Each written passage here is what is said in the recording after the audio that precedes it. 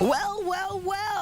I think we know where Cooper Flagg might be going in this June's draft, the NBA draft lottery. The order being revealed just moments ago, and it is the Dallas Mavericks with the #1 overall pick in this year's draft, which all signs point to them landing the consensus #1 overall pick, Cooper Flagg out of Duke. Meanwhile, the Spurs with the second pick, Sixers getting the 3rd overall pick, Hornets rounding out the top 4, followed by the Utah Jazz.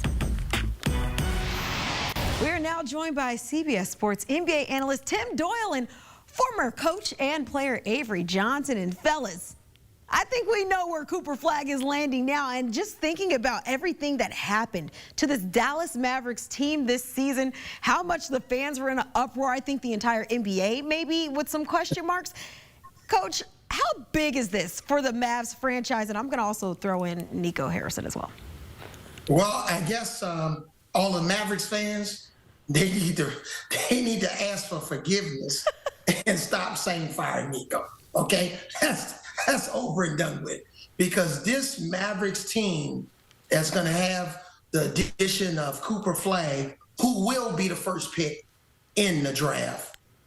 It's going to be a terrific team that can potentially go from worst to first next year. Pairing him with Anthony Davis and P.J. Washington, obviously Kyrie Irving's going to get back probably the middle or towards the end of the season, another Duke guy who went #1 in the draft. How excited. I can feel it. I live here in Dallas. They have earthquakes in Los Angeles. I felt something shaking when the Mavericks ping pong ball came up #1. This city, oh man, it's unbelievable. I'm so excited. I'm happy for the franchise. And wow, this is an amazing accomplishment for a team that had 1.8% chance to get the #1 pick. What a turn of events for the Mavericks compared to what happened 3 or 4 months ago. Exactly. Coach, I might need to send you outside really briefly. I want you to get a temperature check on the city of Dallas and what's going on out there, because I'm sure a lot of fans very, very happy about this news considering everything that took place months ago. But Tim, give me your thoughts. How big of this is this for just this Dallas franchise, and also, you know, a GM that maybe not too many people are very thrilled with as of late? Well, when it came down to the Mavericks and the Spurs, that's going to be the ultimate balance that we may be talking about for the next 20 years, because we almost saw Cooper Flagg paired with Wemby. And I actually think both these guys are going to be the face of the next generation of the NBA. Like, those guys are going to be the face. When LeBron and Steph and Harden and Durant, when all those guys move on, I don't think it's going to be Anthony Edwards. I think it's going to be Wemby and Cooper Flagg. So when it came down to those two guys, it was like, oh my goodness, they could be paired together. And then Dallas gets the first pick. Interesting how they get the first pick, huh? Didn't they trade like one of the greatest players of their generation to Los Angeles? And now they got the first pick in the draft. Look at Coach looking around. Yeah, you best be looking around right now, Coach. Yeah, so congratulations to the Mavericks. What an amazing thing. We've seen it before. Amazing things happen in the draft, whether it's Patrick Ewing in '85 or Derrick Rose going to Chicago or LeBron James going to Cleveland. Nico Harrison, breathe a sigh of relief, my friend. Nico's probably like, this was my plan all along. I already knew we were landing that top pick, so don't sweat it.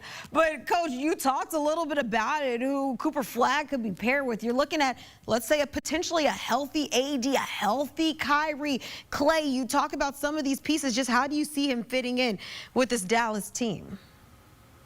Well, the one thing that Klay Thompson needs, he needs space. And when you have Anthony Davis in the lineup who draws double teams, Kyrie Irving who draws 1.5 to 2 defenders, Cooper Flagg who will do the same, you got 3 potential guys that can draw, 1, 2, and 3 defenders on them. And when you do that, then you play 2-on-1 and 3-on-2 on the backside. That makes Klay Thompson's life easier. Now remember, Klay Thompson played with Kevin Durant, Steph Curry. Those guys sometimes got triple teamed. Who was the reward? Who got awarded for that? Klay Thompson. So this young man, Cooper Flagg, can also play defense. So he's a two-way player. Tim Doyle and I had a chance to see him up close and personal. at the Final Four, and he's definitely not overrated. This kid is really special. This type of talent only comes around, every so often. But guys like a Klay Thompson is going to benefit. It's going to make Kyrie's life easier, Anthony Davis, when they're healthy, because this kid is special. Absolutely. And Coach, I want to circle back to you about the other team out there in Texas that you're fairly familiar with. Looking at the Spurs, they do now have that number 2 overall pick. You have somebody that you can pair with Wemby. What do you like there with that number 2 pick? Yeah, Ace Bailey, Dylan Harper, either one of those guys. Probably for me, I would lean more towards Bailey, but it could be Harper. Just it's a toss-up. I know Tim watched those guys quite a bit, so I would be curious to hear what he had to say about those guys. But the Spurs, they end up number 2, coaching change, Mitch Johnson, a new coach, Coach Popovich passed him the keys. The Spurs have always been terrific at drafting. And it's not just that number 2 pick, it's also the last pick in the lottery. So the Spurs can do some damage there. Maybe, package some players to get a veteran player. Who knows? I know Giannis Antetokounmpo would look really good playing next to Wemby. What do you make of that, Timmy? Wow, Giannis and Wemby. It'd be tough to get into those lanes with that length of those two guys. Of those two guys, Ace Bailey and Dylan Harper, I think Ace Bailey is an amazing talent. I think he's got Tracy McGrady written all over him, like 27, 28 points a game in the NBA. Right now, I would take Dylan Harper because he's a pick and roll guy. He plays with great pace. He's got a high basketball IQ. This is going to ultimately be the pick that we're going to look back on and be like, how did the Spurs take Dylan Harper? They could have had Ace Bailey.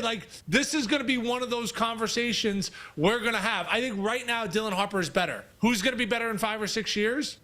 I think it could be Ace Bailey. So, don't forget they have Stephon Castle there. This is a Spurs team. All of a sudden, they have propelled themselves, in my eyes. I think they're going to be right on the cusp of making the playoffs next year. 43, 44 wins if Wemby and everybody else stays healthy. But, yes, right now, the safe pick in my eyes is Dylan Harper. All right, meanwhile, let's jump down the line because at number 3, we have the Sixers that are picking 3rd. They could have lost that pick. Instead, they keep it. This is a Sixers team that they dealt with injuries. That ultimately they were, let's put it this way, they were expected to be a playoff team. Injuries absolutely demolishing those chances. But, Coach, what do you think with the Sixers picking 3rd? The Sixers won tonight. Sure, they would have wanted to get the number 1 pick. But when you land in that 2nd or 3rd position, this is a huge win for Philly because they could have very well lost this pick tonight. So to land at number 3, get healthy, you're going to still get a terrific player. I think a player in Bailey or Harper that's going to be ready to play on day 1 that you can insert into the lineup, that you don't have to send to the G League or wait 3 years on. When you look at Tyrese Maxey, Paul George, we'll see if he can get back healthy. But Elton Brand, and who looked at becoming the GM of Atlanta, looked at that job and pulled his name out in the rest of their front office, I think they're happy tonight. They're not as celebratory as the Dallas Mavericks, but I think they're extremely happy. Yeah, getting to maintain that pick, I think that certainly is a win in itself, and still getting a top 3 pick in this year's draft. Meanwhile, Timmy, maybe luck not necessarily in the Utah Jazz favor. They had the highest odds of selecting number 1 overall. Instead, they will be picking 5th. Considering that they are in the top 5, is this a win or a loss for the Jazz? What do you make of this right here? We went on before the draft was announced tonight, and they have floated out. When I say they, I meant Jazz front office, that they were even open to trading the number 1 pick, which in my eyes, even putting that out in the atmosphere was crazy. But the Jazz have an interesting dilemma. They didn't want the first pick this year. They want the first pick next year. So I expect them to lose this year and lose and lose. The Jazz owner, Ryan Smith, is the biggest donor to what school? BYU. Who is the number 1 player in the country? AJ DeBanster. What school is he going to?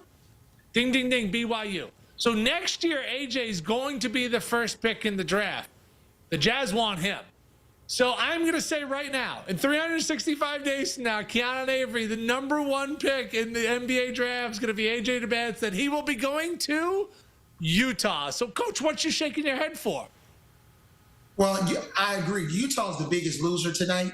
But if the system was set up the way it was in the past, whereas you have the worst record in the NBA, you will be guaranteed, like the NFL, to get the first pick in the draft. There's no guarantee. There's just no guarantee. And the Jazz just have some bad luck. I hope my player Colin Sexton gets a chance to get traded to a playoff team. I want to see him play in the postseason. Oh, yeah. So biggest maybe loser in this year's draft. And if maybe things don't work out next year, that could be back-to-back just big L's handed to Utah. But hey, anything can happen. As always, Avery Johnson, Tim Doyle. Fellas, thank you. Well, who's not the biggest loser, the biggest winner? Dallas Mavericks owning that top pick in this year's draft. Well, let's just say it right now. Cooper Flagg going #1 overall to the Dallas Mavericks.